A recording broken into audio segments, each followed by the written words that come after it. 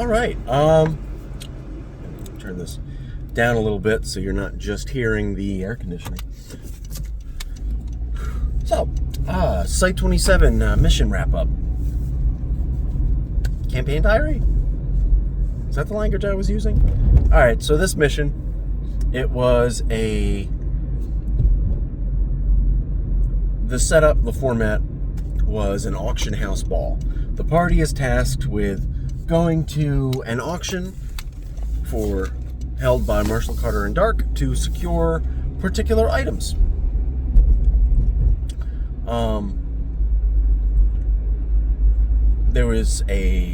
And this one, it was a little light on combat.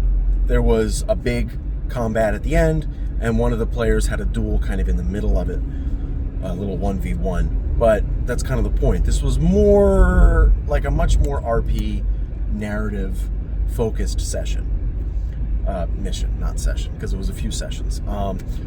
Also, fun fact, this mission was supposed to be done like a month or two ago, but the problem was trying to play through like the Christmas season and January and still even February. It's like you'd have so many cancellations. It's like it's constant. Like I don't even remember when we played, what day it was, what was going on. But essentially it was like a 6 or 7 session mission. I think it was 6. I'm not sure. 6 or 7. Which is 3 months right there, but we should have started back in November. So it drug it out a little bit, but it's not too bad. Anyway,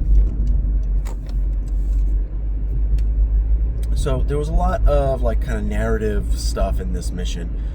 Players were learning, or the characters learned some extra little tidbits here and there about each other, about some other major players in the campaign, particularly Karsus Wellgren, who you may be able to guess is essentially the main antagonist of the campaign. But the thing is, right now, Wellgren is like leagues above the party. He could squash him if he really wanted to. So I think depending on, like, if you want to use a villain like that and you want to introduce him and have him around the party, but you, under no circumstances do you want like a real fight between them to break out. You don't want to give the party a chance. You don't want to give the party a chance to commit suicide. That's the idea. So what do you do? Well, I mean, there's a few ways to do it. You could do it softer, and you say like above table, like, hey, don't fight this guy. It will be the end of the campaign. It will be a TPK. You will be fucked. Don't do it. I have not prepared anything for if you do it. So if you do it, you guys die. I am not entertaining this as a real option. Something like that. And then either if they do try to do it, well, if you really want to be a dick, you just kill them, and then like, I guess you end the campaign and you leave that table. Or you just, the villain like laughs it off and doesn't like fully engage in a fight with them. You could do that. But the route I went was, there's probably like an existing name for this kind of trope, but I'm going to call it a killer in a straitjacket. It's some sort of scenario where a character with an extreme, just a high threat level. It doesn't necessarily have to be a character that could like squash the main characters. Like, it doesn't have to be that big of a disparity. Just somebody dangerous. Think some of the Hannibal Lecter movies. I think Red Dragon specifically, when Hannibal Lecter is tied up. He's in prison. I don't think he's actually in a straitjacket, but he's in prison. He's contained.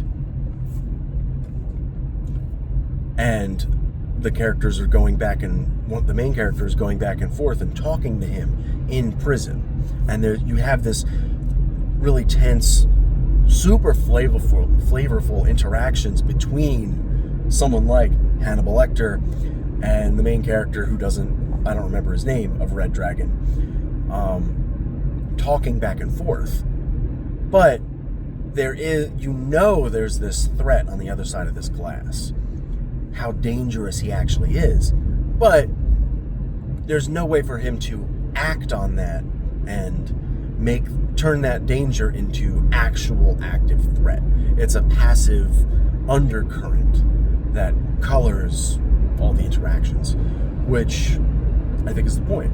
So, in this auction house ball, I think it was broken up into, there was like a cocktail hour, then there was a dinner, then there was the auction, then there was like the little after party. Here's some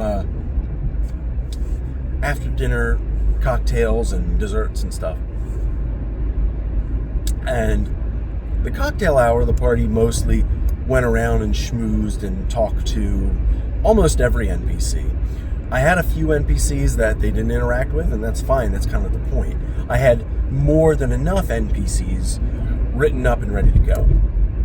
And also a main point here, the way I kind of design NPCs, as if this is some sort of totally novel approach. But, I just write a few bullet points about the character's motivation, who they are. It's just like, Ollie Jurgensen, he's from the Mana Charitable Foundation, very polite, jovial guy, wears a ring with an infinity symbol on it, question mark, question mark, question mark. When I wrote that, it's like, okay, he has I don't think I even wrote an infinity symbol. I just wrote, he wears a ring that has like heavy narrative weight. It's like he has an important ring. It does something. And then in the moment when, they get to talking with this NPC, they can the party can ask about the ring, they could try to guess, and then depending on other factors, how they interacted with the NPC, what I'm feeling, because I like to get a few lines of dialogue under my belt with a character before I can really get into him, So then I kind of decided in the moment, okay, this ring has some effect on Ollie's longevity. Okay, there's an infinity symbol on it. That's, well, gee, what does that do? Something like that. So I leave, but it's also kind of the way I try to write adventures in general. I leave things up in the air, I leave gaps that can be filled in during the mission. Because, one, it takes a little less, it makes the prep work easier. You're not writing as much way beforehand. But it's also more fun for me because that's like the improv of story beats and character beats and things like that. That's one of the things I really enjoy. So that lets me do that. I'm prepping in a way that hits on those I'm writing in a way that lets me do the things I like. More or less, pretty much. So they're going around schmoozing, and they also learn that for the entirety of this party, there's a mimetic or some kind of filter in place over everyone at the party that they cannot enact violence upon each other unless they formally agree to have a duel. That's the only exception. So there is this, they know, okay, nobody can attack me. I can't attack anybody. I have my submachine gun sitting on me, but it doesn't matter.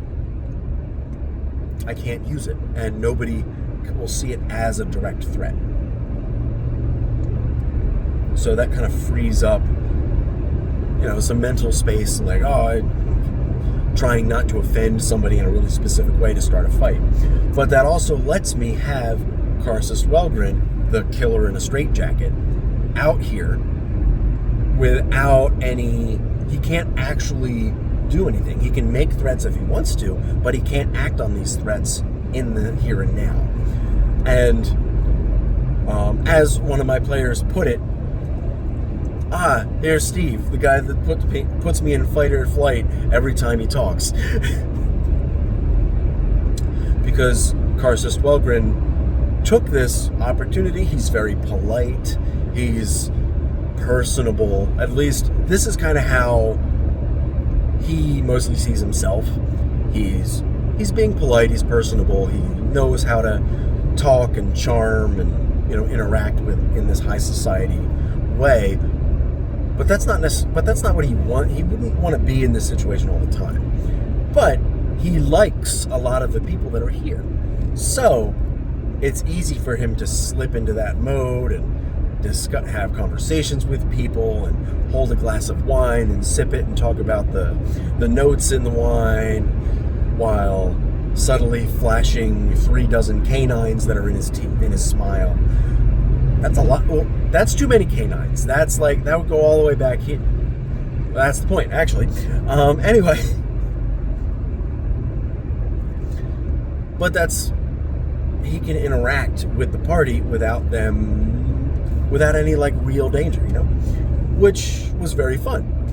And one of the other major beats going on was during the dinner section, on the tables, there was a chalice. A bunch of them, actually. And when you drink from it, you get a memory from the last person to drink it. And you get it as if it's your memory. You see it from their perspective, all that kind of stuff. And so then that loads you into the queue. The next person to drink from it gets a memory from you. And the person that's giving the memory can freely choose what memory to give. It was set up like that. So the part, that's open-ended. The party could use it to kind of get to know each other a little bit, go back and forth, get to know each other in a way that they couldn't really do in any other situation. And then also they can get to know some of their characters.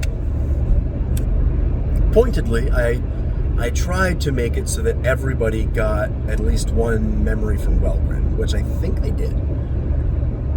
Pretty sure they did. But that's more characterization for a big antagonist. And I always feel a big antagonist needs a lot of... The more characterization, the more foreshadowing, the better. They got peeks into his major motivations, key events into his past here and there. They didn't get everything, and the pieces they did get may not even make a lot of sense, but they got information.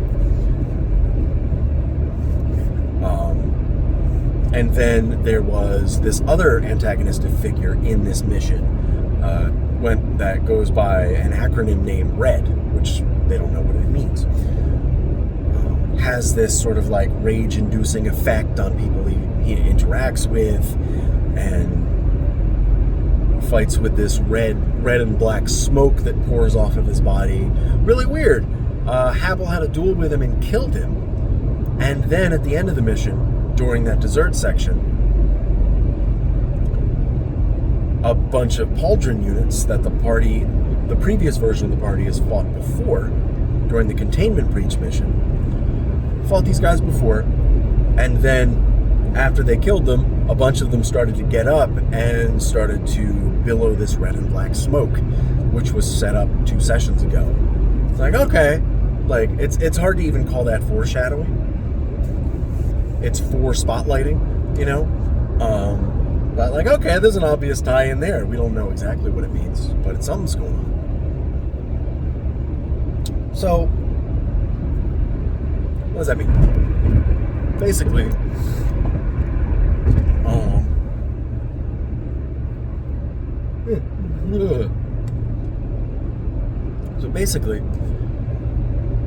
that's foreshadowing some other stuff that'll come up. Maybe next mission, maybe not. Probably next mission, because as I've run this campaign and I've learned more and more, it's just you want to set up for the future, but you don't want to go too far in the just setting up plot lines that you'll get to in 3 years. Just do the cool shit now. Set some stuff up, sure, but if you got a cool thing you want to do, just do it. You don't need to set it up a dozen sessions in advance. Really, if anything, leave some plot lines that the players can learn about and maybe get to. But overall, you don't need to explicitly set stuff up like way in advance. You don't have to have the interconnected board with strings going here and there. You don't need to be that complicated. Just like set up some breadcrumbs and maybe you get back to them, maybe you don't. I feel like that's a much more organic way to do it, and it's easier. That's the big thing. You're not trying to plan out all this complicated bullshit to get to later. But a few main things happened, or two big things happened this mission. One, it's Gersh's retirement. That character's retiring. And Habel got some information about himself. That second one's pretty self-explanatory. That's a very complicated character. And he got some information about who he was, who he used to be. But for Gersh, that's a little different. Because I set up plot lines years and years in advance that I'll get to this soon. Or I want to set this up for the future. And then the campaign went on a big hiatus and I started it back up with a new party. And I was like, well, I should get to that way sooner than later because it kind of sat for a while. And then, the character's retiring. Okay, I kind of have to do it now. So move up some stuff. Gersh had this anomalous moss that produces alcohol that compels people to drink it. And Gersh was being used as a containment plan for this moss. But the moss was actually an instance of 6333, which is a plant that the Foundation has to raise after it's been given to them by the Serpent's Hand. They have to give it to somebody that, I forget it's been a while since I fully read it. It was a good Foundation employee can raise it well, and the ultimate goal would be the plant would become a way into the Wanderer's Library that the Foundation can use. Because this is some of those plot lines where the Foundation is much more agreeable with the library and the Serpent's Hand. But otherwise, so instead, this plant in Gersh's case became his replacement hand. And it's got some stuff it can do. It's a magic plant. It's a magic plant hand, There's a lot you can do with a magic plant hand. But it was also going to be kind of a way for Gersh to explain some higher level spells, because all of Gersh's spells are equipment. But if there's certain spells you can't really explain, the plant hand is there to explain it. Something like Firestorm could easily be explained. Mini nuclear devices, you spread them out and they just explode and do damage and stuff. But other things, going to be a little harder to explain. Not impossible, but harder. So, it was there kind of as an option, but it doesn't really matter. Now Gersh is retiring. He's going to run a clinic in Vermont somewhere. And the plant hand will be useful because it does have healing properties, things he can do with it. He'll be able to use it. And he will still be a Foundation employee. He's not fully retiring, but he'll be a reserve employee. He'll be monitored, he'll have regular check-ins and stuff, but he's no longer on active duty. So if there's a particular mission that we need Gersh to come back for some reason, he could. I don't really plan on doing that, but there's always a mission that could come up where that makes perfect sense. But Gersh still exists in the campaign world. Then also, that player is introducing a new character, and the way, a lot of our games have kind of, there's some big restructuring going on.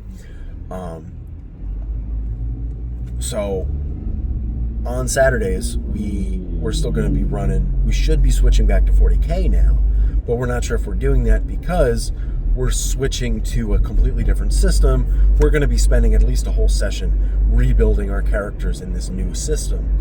But one of the players is also on an extended hiatus, so it's like, do we want to start that while that player isn't here? So maybe I'll just be extending this current, not this current mission, but maybe I'll just run a whole new mission. I'll do a session or two, something like that. But there's options, and that's all I got for you today.